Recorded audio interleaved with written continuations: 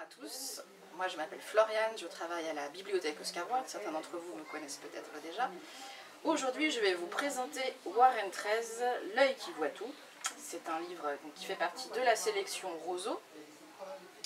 Il est écrit par Tania Del Rio et illustré par Will Steele, qui sont tous les deux ça raconte l'histoire de Warren XIII, qui est le 13e de la dynastie des Warren, qui est propriétaire d'un grand hôtel, qu'on peut voir ici derrière. Je vais vous montrer l'illustration. Alors autrefois il était très luxueux, mais aujourd'hui il est un petit peu à l'abandon. Comme vous pouvez le voir sur l'image, il est au milieu des ronces et des arbres en très mauvais état. Warren XIII, il est élevé par son oncle et sa tante, qu'on peut voir ici, parce que ses parents sont morts. Sa tante, elle s'appelle Anaconda, donc elle n'est pas franchement sympathique, on peut même dire qu'elle est un peu sorcière. Je vais vous montrer une photo aussi, de plus près.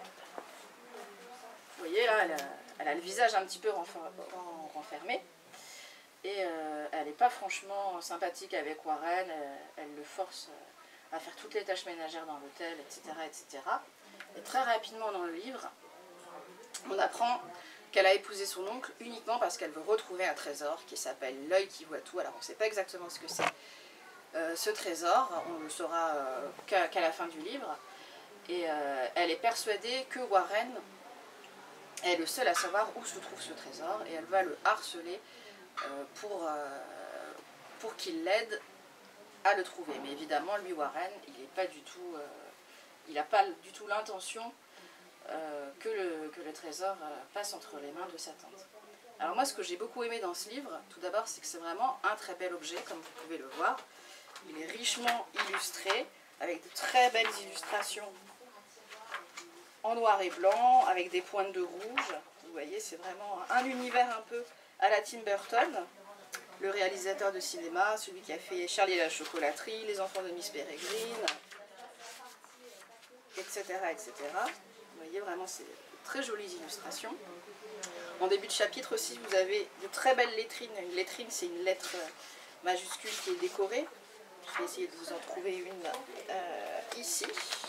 Voilà, vous voyez, au début de chapitre. Donc vraiment un très très bel objet.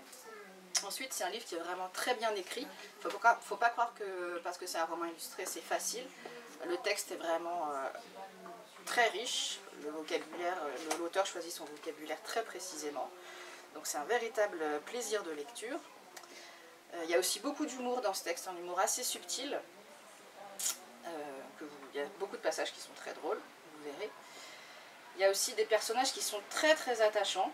C'est ça qui est chouette dans ce bouquin aussi. Je vais vous lire un extrait de la description du chef Pralin, qui est le chef cuisinier de l'hôtel, que vous pouvez voir ici. Vous verrez à la fois l'humour et les caractéristiques du personnage.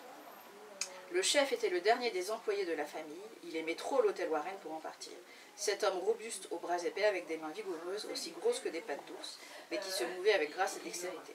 Selon une rumeur ancienne, le chef Pralin avait fait du cirque. L'un de ses exploits favoris était de hacher un oignon, de battre un œuf et de découper une dinde en même temps. Il semblait posséder non pas 2, mais 4 mains. Voilà. Dans sa quête, Warren il va être aidé par toute une galerie de personnages comme ça, qui sont vraiment très sympathiques. Et enfin, c'est un livre vraiment d'aventure dans lequel il y a des rebondissements.